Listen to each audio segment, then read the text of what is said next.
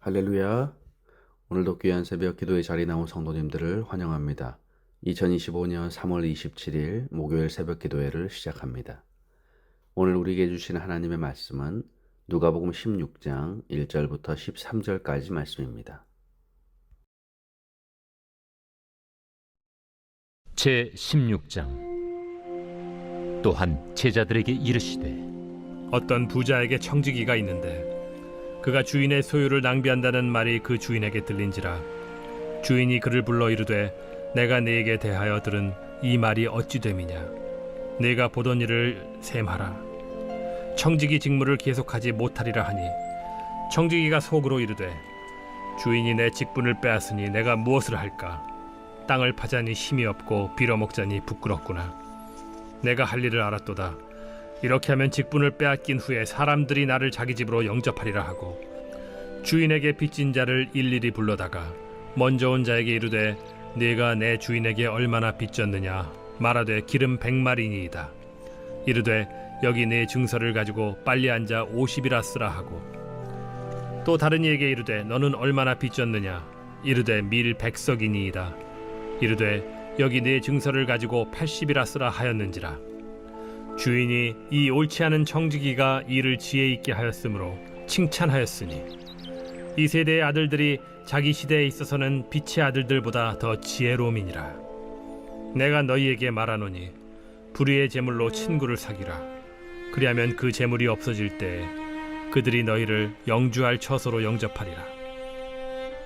지극히 작은 것에 충성된 자는 큰 것에도 충성되고 지극히 작은 것에 불의한 자는 큰 것에도 불의하니라.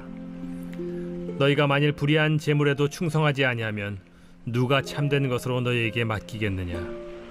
너희가 만일 남의 것에 충성하지 아니하면 누가 너희의 것을 너희에게 주겠느냐.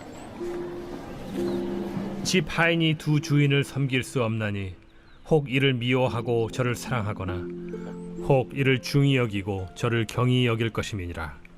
너희는 하나님과 재물을 겸하여 섬길 수 없느니라.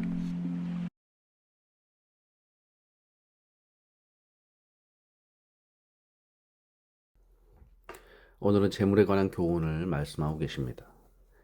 사실 우리의 삶에 있어서 가장 중요한 문제가 바로 돈 문제입니다. 신앙생활을 어지간히 잘한다는 분들도 돈에 대해서는 자유롭지 못하고 많은 유혹을 경험합니다. 돈 때문에 우리의 선택이 오락가락하고요. 돈 때문에 울고 돈 때문에 웃기도 합니다. 지금까지 예수님은 우리 인생의 최우선 순위에 주님을 두어야 하지만 주님을 가장 사랑해야 한다고 하셨습니다. 그래서 주님의 기쁨에 우리의 기쁨을 두어야 함을 말씀하고 계십니다. 그 주님의 기쁨은 바로 잃어버린 자를 찾는 일이었습니다. 그런데 우린 주님보다 돈을 더 기뻐합니다. 주님보다 돈을 더 사랑합니다. 그래서 예수님은 이제 물질에 관한 교훈을 말씀해 주시고 계십니다. 예수님은 먼저 하나의 비유를 제자들에게 말씀해 주시는데 이 비유는 성경에서 가장 난해한 비유로 꼽힙니다. 1절을 보면 어떤 부자에게 청지기가 있는데 그는 주인의 소유를 제대로 관리하지 못하고 낭비합니다.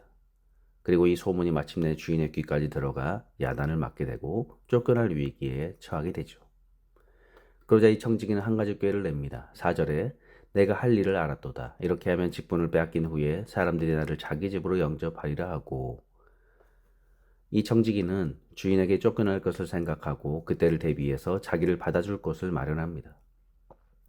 그래서 그는 주인에게 빚진 자를 일일이 불러다가 장부를 고치죠. 기름 100마를 빚진 자는 기름 50마를 빚졌다고 다시 차용 증서를 씁니다. 밀 100석을 빌린 자는 밀 80석을 빚졌다고 고쳤습니다.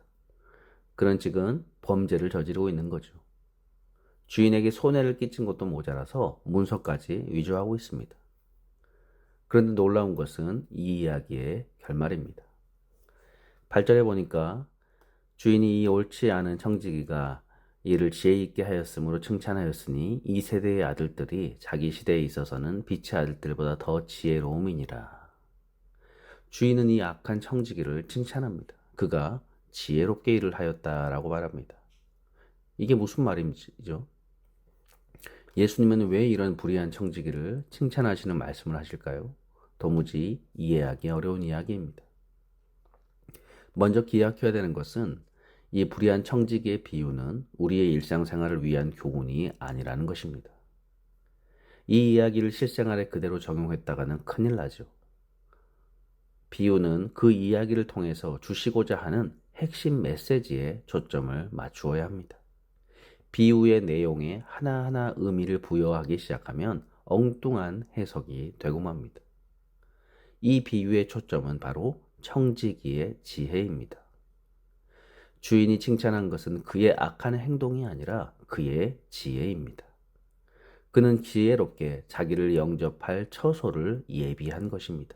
그래서 이 세대의 아들들이 자기 시대에 있어서는 빛의 아들들보다 더 지혜로움이라라고 말씀하신 것이죠. 이 세상에 속한 자들이 자신의 앞날을 지혜롭게 준비하는 것처럼 영원한 세계를 바라보는 빛의 아들들도 그렇게 지혜롭게 준비해야 한다라는 것입니다. 그래서 예수님은 이 비유의 결론으로 이렇게 말씀하십니다. 9절 내가 너희에게 말하노니 불의의 제물로 친구를 사기라. 그리하면 그 제물이 없어질 때에 그들이 너희를 영주할 처소로 영접하리라. 여기서 불의의 제물이란 불의하게 벌어들인 부도덕한 제물을 말하는 것이 아닙니다. 불의의 제물이란 제물 본래의 특성을 의미하는 말입니다. 제물은 하나님 앞에 바르게 사용되지 않을 때에 인간을 타락시키는 가장 큰 원인입니다.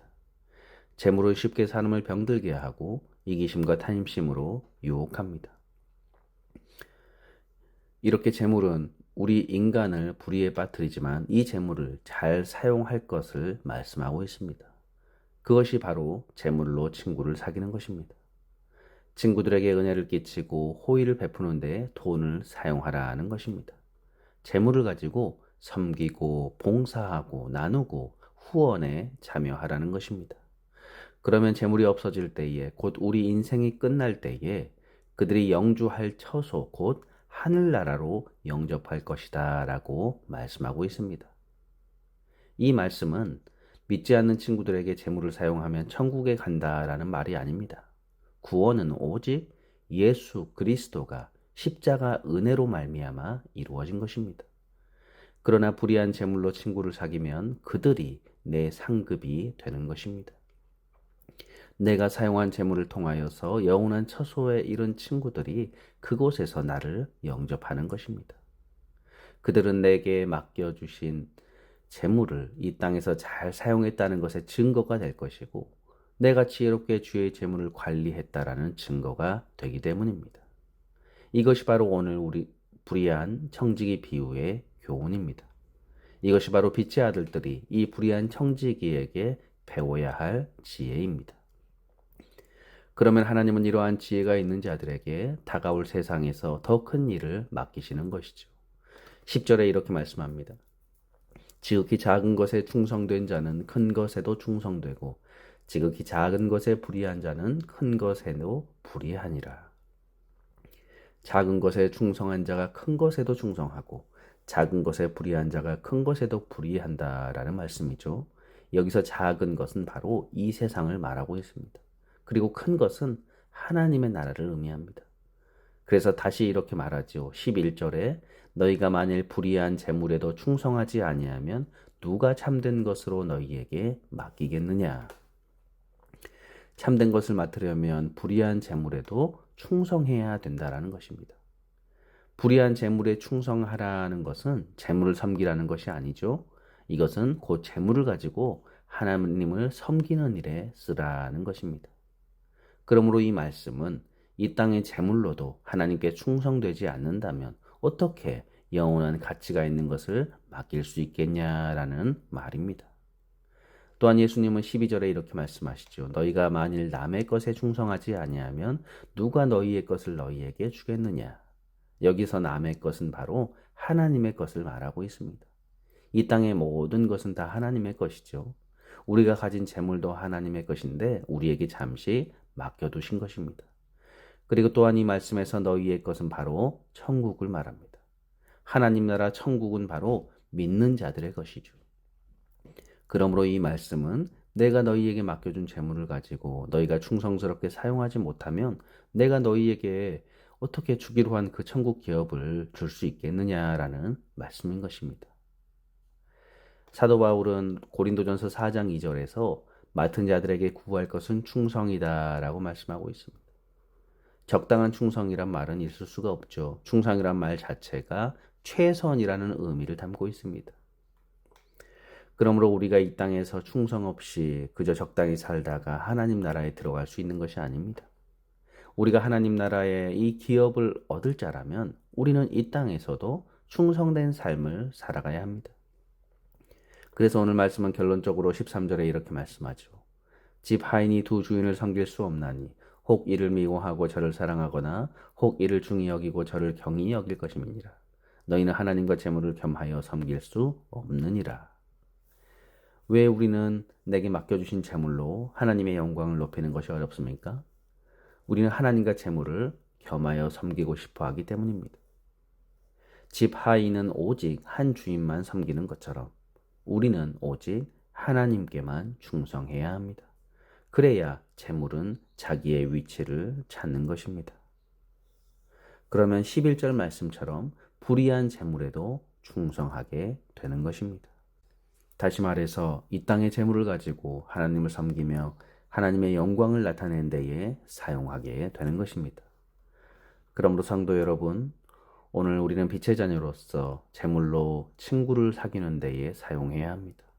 오직 하나님만 사랑함으로 이 땅의 재물에도 충성을 다해 하나님의 사랑과 은혜를 베푸는 데에 사용해야 할 것입니다. 그리하여 마지막 결산하는 날 하나님 앞에 착하고 충성된 종으로 인정받고 칭찬받는 영광을 얻게 되는 저와 여러분들 되시기를 주님의 이름으로 축복합니다. 기도하겠습니다. 하나님, 우리가 이 땅을 살아가면서 돈도 중요하고 여러 가지 중요한 것들이 많이 있지만 그 중에서도 하나님만을 의지하며 살아가게 하여 주옵소서. 우리의 마음이 빼앗기지 아니하고 오직 주님께만 충성하며 살아가게 하시고 저희에게 주신 소중한 이 달란트와 이 재물을 또 주위에 복음을 전하고 또 남을 섬기는 데에 귀하게 사용될 수 있도록 인도하여 주옵소서. 감사드리며 예수님의 이름으로 기도드립니다. 아멘. 주기도문으로 예배를 마치겠습니다. 하늘에 계신 우리 아버지여, 이름이 거룩히 여김을 받으시오며 나라의 임하옵시며 뜻이 하늘에서 이룬 것 같이 땅에서도 이루어지이다. 오늘날 우리에게 일용할 양식을 주옵시고 우리가 우리에게 죄 지은 자를 사하여 준 것 같이 우리 죄를 사하여 주옵시고 우리를 시험에 들게 마옵시고 다만 악에서 구하옵소서. 대개 나라와 권세와 영광이 아버지께 영원히 있사옵나이다. 아멘. 잠시 시간 기도하는 시간을 갖겠습니다. 먼저 말씀을 생각하면서 하나님, 우리의 삶이 오직 하나님만을 자랑하고 하나님께만 충성하는 삶이 되게 하여 주옵소서. 재물을 겸하여 섬기지 않게 하시고 우리에게 주신 소중한 것들을 또 나누며 살아가게 하여 주옵소서. 기도하시고 우리 갈보리 교회를 위해서 또 예배와 또 우리 목사님과 또 우리 성도님들, 우리의 자녀들을 위해 또 주변의 어려운 이웃들을 위해서 함께 이 시간 기도하겠습니다.